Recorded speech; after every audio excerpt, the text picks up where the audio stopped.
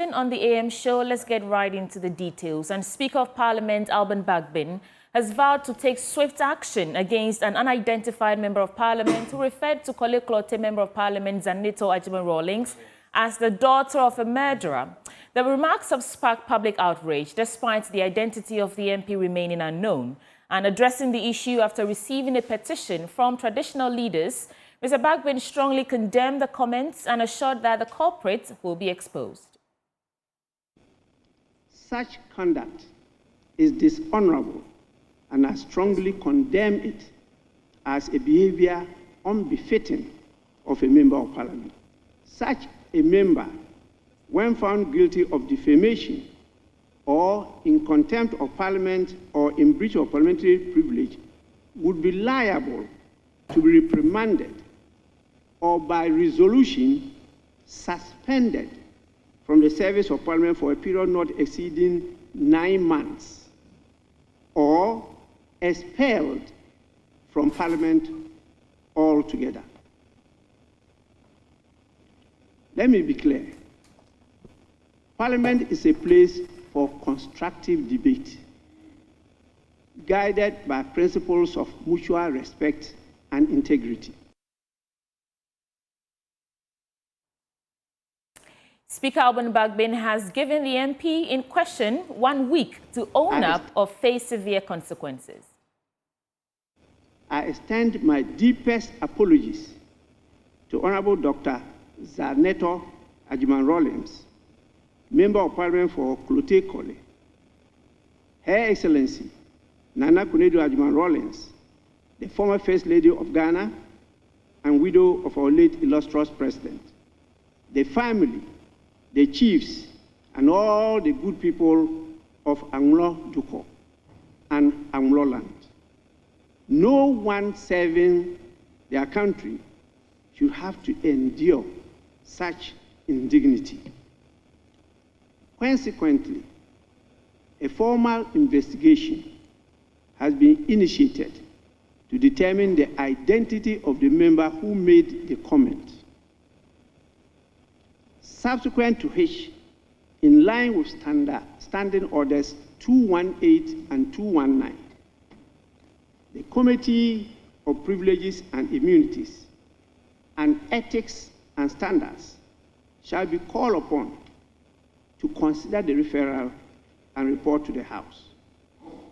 The spirit of honor, accountability, and decorum, I advise the member responsible for the remark to within a week choose the path of honesty, mea culpa, and opt for a plea bargain.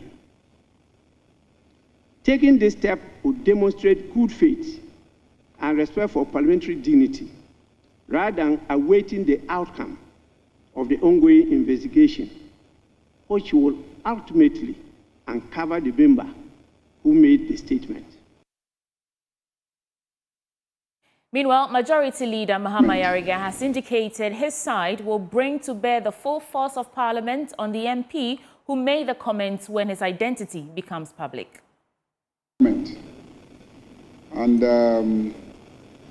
I also urge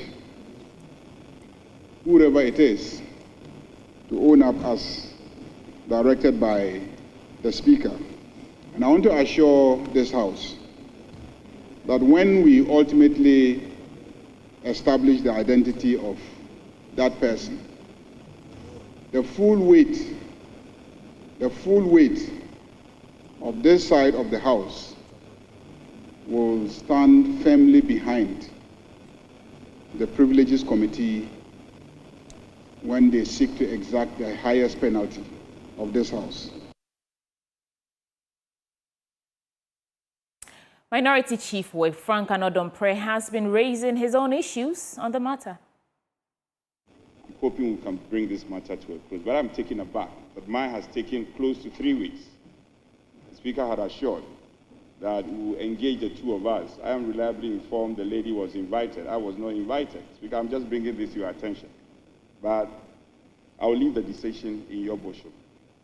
And you are experienced and clothed with the powers to guide this House in all matters.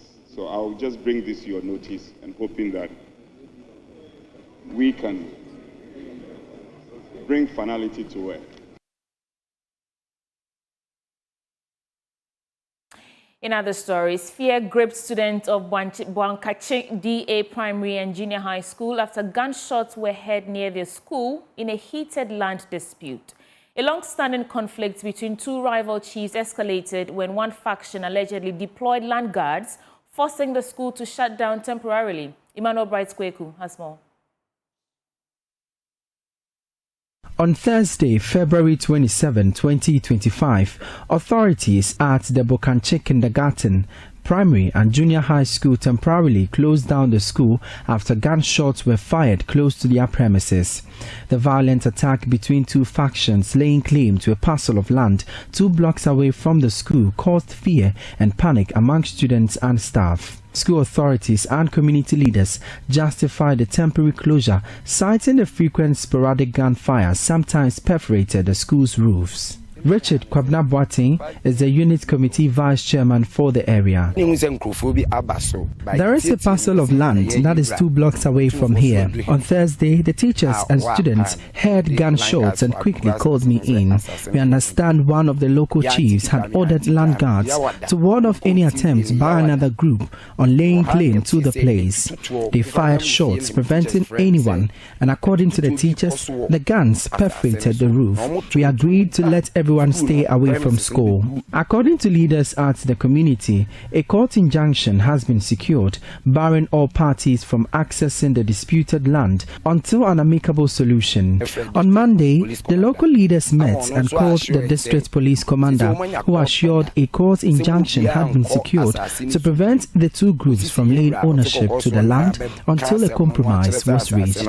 The school has, however, resumed amidst fears as community members call for immediate resolution to the impasse. Indeed, what the chiefs are doing has put fear in the school children and teachers. We have, however, asked the students to come to school, assuring their parents of heightened security measures. For Joy News, my name is Emmanuel Bright-Kweku. Let's do some other stories. Coastal erosion has wreaked havoc in the Volta region, displacing families and leaving many with no choice but to sleep by the roadside or take refuge in unsafe locations, including premix fuel storage facilities. Now, a housing project intended to provide relief for affected residents remains abandoned, deteriorating with time. And our correspondent, Ivy Setoji, reports from Agavedzi. The once vibrant communities along Ghana's southern coast, Agavedzi, Salakofe, and Amuchinu, are now scenes of despair. The raging sea has swallowed homes, businesses, and even graveyards, leaving hundreds without shelter. With no alternative, many families now sleep by the roadside, exposed to harsh weather conditions, while some have resorted to staying at a premise fuel facility. We're almost 4 or 5 days today because of the spoiling of the sea. That's where we are all sleeping here. Our places, all our houses, all are destroyed by the sea. So we are here. So you are sleeping here with your family outside? Yes. So this is what you've been doing for some time now? Yes, almost 4 or 5 days today. Years ago, a housing project was initiated to resettle displaced residents, but today it stands abandoned, a painful reminder of unfulfilled promises. Those that have been destroyed by the sea have no place to stay. We were aware, or they let us know, that there are some housing units for us over here where they found. The immediate left MC, that's Honorable Master Lugudo, came to us in our community over here, Salakofe, let us know that 105 rooms have to be built. That is the money being released to him, not yet to release, but released to him. But as it stands now, only 3 is roof, not even complete for people to stay inside. Despite visits from government officials and statements from members of parliament, no concrete action has been taken to provide immediate relief. The people of Agavedzi Salakofe and Amochinu are not just statistics. They are families, children, and the elderly abandoned in their time of need. If swift action is not taken, more lives will be lost. They should find some engineer to come and throw the sea sand to the outside of the land. There is no deep for the sea because it's a swallow place. Because when the Tama Harbor was built, the stone they are put into the water, the same water find a place. So if there is any solution, the sea difference is not necessary. They should trade the sea sand to the outside of the land, so there will be a deep. If the sea difference they are doing it, there is no deep in the sea. You can do everything, but you can succeed. Ivy Satoji, Joy News, Agavedzi. Let's go to the Upper West region now, because the Upper West regional focal person for affirmative action, Janet Kman, has criticized the exclusion of women from the list of 33 shortlisted candidates for appointment, stating that it violates the Affirmative Action Act 1121 of 2024. The Upper West Regional Vetting Committee of the National Democratic Congress had shortlisted 33 candidates out of the 156 applicants for the positions of municipal and district chief executives in the region for consideration by President John Dramani Mahama. Madam Janet Kman therefore called on the president to ensure the appointment of women to MMDC positions in the Upper West region. What's done? There's more in this report. The Deba was organized by the Queen Mother of Duong in collaboration with the Africa Center for Human Rights and Sustainable Development with funding support from the Netherlands EOF. It is aimed to promote equal rights for women and girls in Duong through advocacy for affirmative action, inclusiveness, and sustainable livelihoods for women and girls. Speaking on the topic, affirmative action law, the regional affirmative action focal person, Janet Kman, outlined that the president shall ensure the progressive achievement of gender equality targets in its appointment.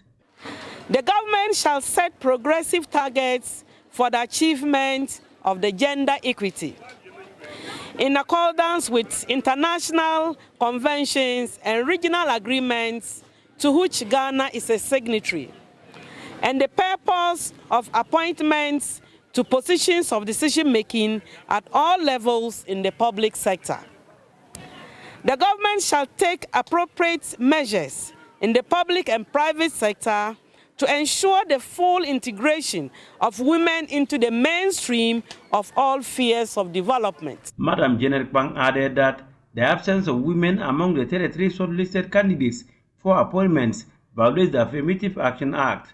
She therefore joined the tall list of organizations and individuals that has criticized the deliberate exclusion of female applicants from the list of shortlisted MDCEs in the region. This year's District Assembly elections for the position of DCs and MCs, no woman has been considered, which has gone against the Affirmative Action Act of 2024.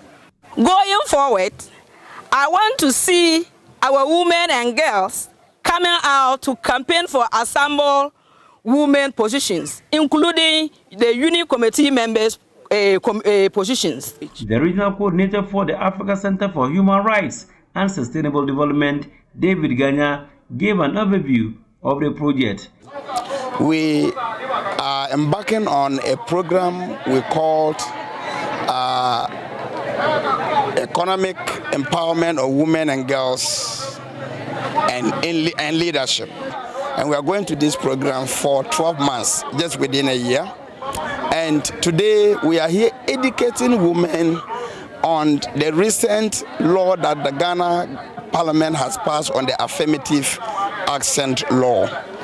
And we are here to educate our mothers and then the women in this community to know the importance of the woman and in their leadership role. Reporting for J News, Rafik Salam, Duong. In other stories, the Anopa project, in collaboration with the Rhythm Foundation, is addressing mobility and other challenges at Abom Special School and the Ghana National Inclusive Basic School in Cape Coast. The Anopa project, a sports development initiative, focuses on building inclusive societies through sports and education. In an interview, the executive director of the Anopa project, Ernest Appiah, emphasized that sports is a powerful tool for helping differently abled students build confidence and develop socially. He expressed hope that the project supports will contribute to achieving this goal. Abigail Nkrumah has more in this report. There is an Akan adage that says when you help your neighbor achieve his goals, you also achieve yours. With this in mind, the Anopa project, which harnesses the power of sports to promote the inclusion of differently abled children, is lending a helping hand to the Abom Special School and the Ghana National Basic Inclusive School in Cape Coast to advance its agenda of enhancing the development of these vulnerable children. The executive director of the Anopa project, Ernest Appiah, believes solving the challenges in these schools will greatly improve attendance and academic excellence. A very big thank you to the Rhythm Foundation for giving us this opportunity in terms of sponsorship and support to help these differently abled societies in terms of education. Through the support of Rhythm Foundation, we've been able to construct a walkway for them, which is making school attendance quite accessible to these students. We are also doing them a favor, or we are helping them in terms of sporting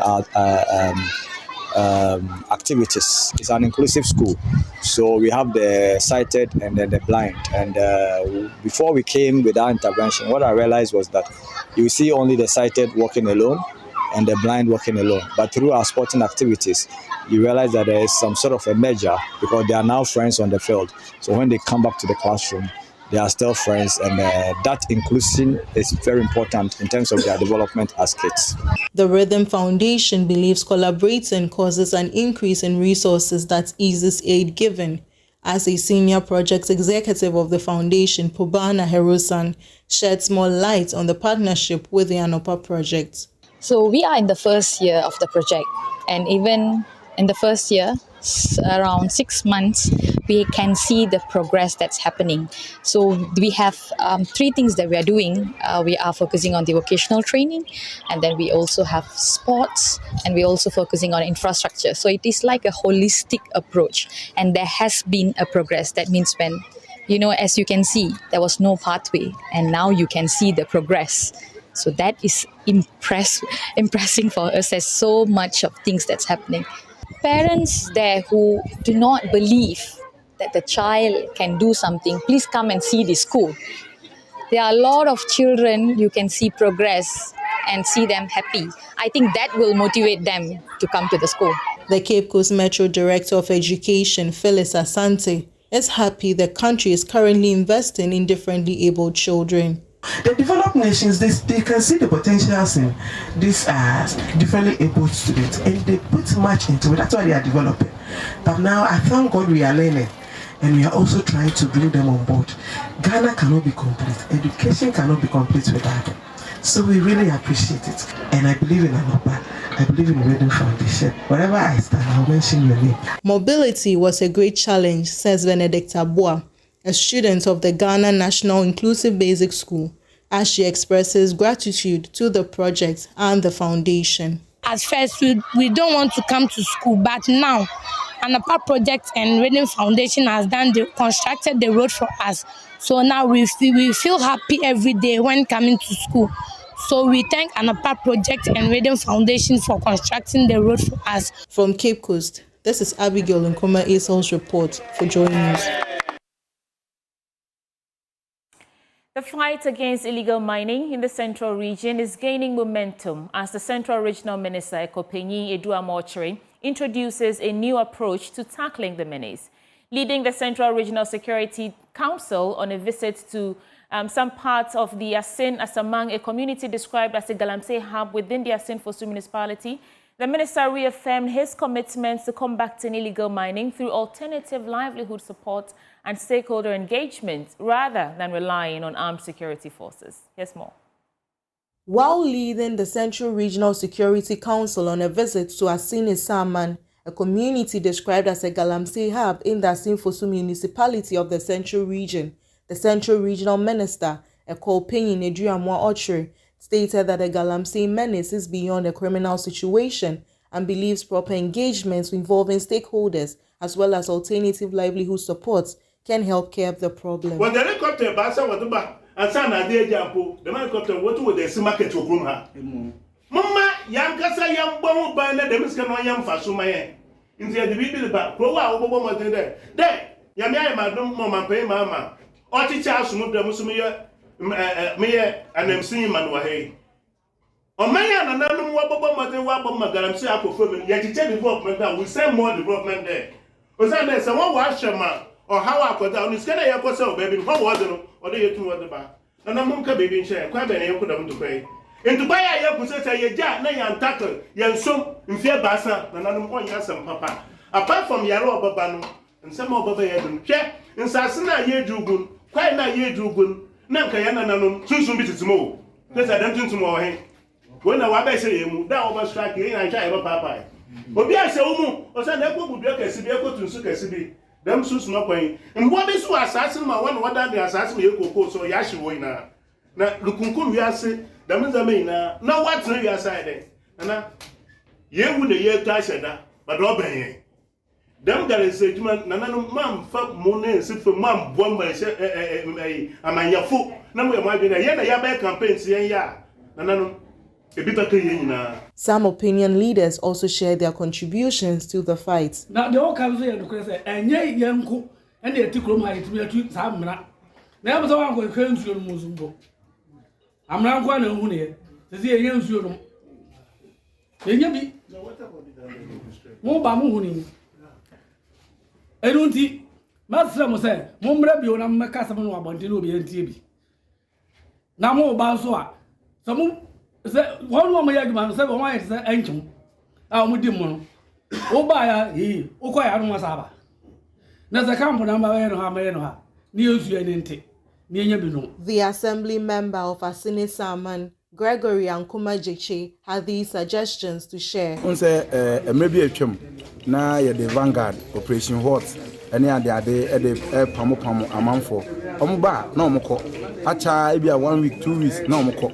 Omoko ane jumana saayede astati tinka mesre se enka ye was small scale mining yete task force ntinke betimi a share task force ni mokina na task force ni momu no municipality no se be ya Asin Central yate task force na ye de hwe Asin Central insu ewo ha nyina refi se no mo betimi ayede aboa ya cut cost asen se ye be fa soldiers for e free crime ana helicopter e de omo aba omo ba nso omo ndigina ebi acha 3 days na omko na adwuma na sa yede ekoso na oman no so na yede na eboka nti se etumi nya task force no de a atin se no mo betimi aboaye ama adwuma de na etimi ayede afa na ntoma pa yede afira. From Asin Isaman, Abigail Nkrumah report for Joy News. Business Update comes up next with Benjamin Akakpo. Thank you for staying with us for our business updates. We'll start with the currency market for this morning.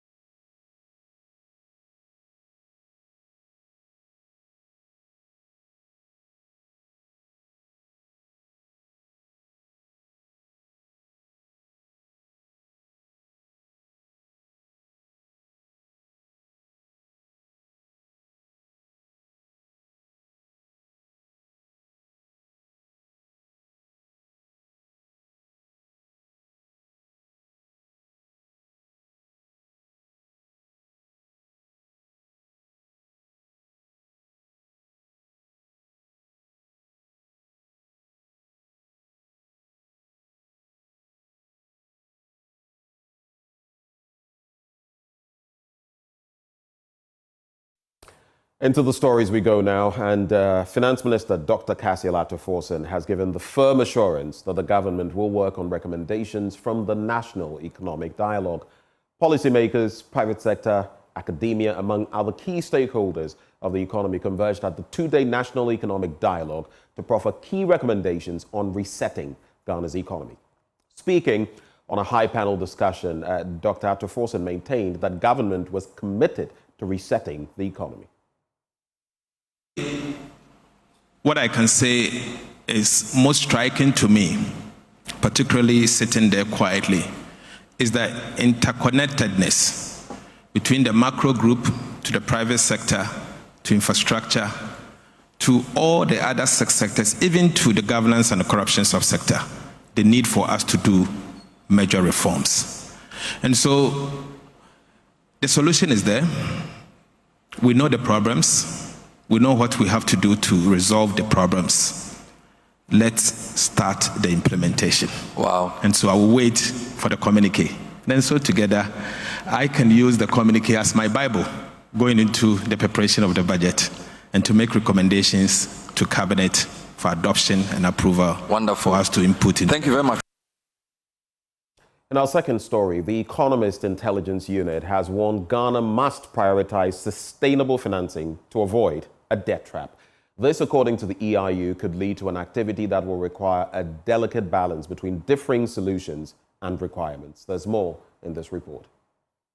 The Economist Intelligence Unit, Africa Economic Outlook 2025, reports that the worst of the region's sovereign debt pressures appear to be over, but external debt servicing burdens remain high. This presents a critical challenge for Ghana, like many African countries, which must find alternative funding solutions to avoid excessive reliance on foreign loans. Ghana is one of the many African nations grappling with macroeconomic stability challenges, with nearly half of the continent countries still under the IMF programs in 2025. Fiscal discipline and sustainable financing have become even more critical. High external servicing costs continue to strain national budgets, making it imperative for Ghana to explore internal financing mechanisms. The EIU reports that Africa will be home to most of the world's fastest growing economies in 2025, with increased investment expected in sectors such as renewable energy, ICT, and logistics. This presents a significant opportunity for Ghana. The nation can strategically position itself to benefit from these trends while ensuring infrastructure investment aligned with national development priorities.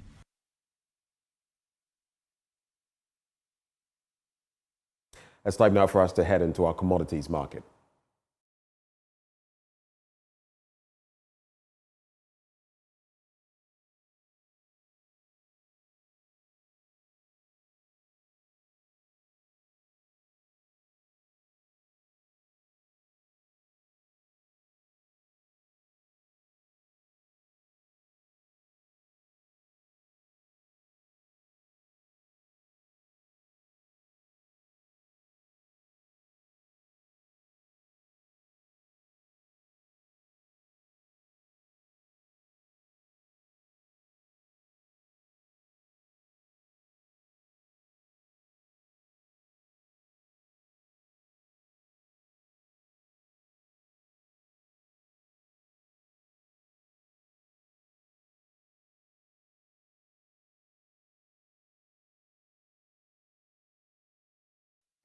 Ladies and gentlemen, boys and girls, it's a wrap for our business update. Handing over back to Sweetie Abochi. And that's how we end the AM News Bulletin on the AM show. Coming up next is the News Review segment. Our guest joining us, Dr. Kwame Asasante, Head Center for European Studies at the University of Ghana, and Dr. Jibril Mohammed, Senior Lecturer, University of Ghana Business School. They'll be joining us shortly. Please stay.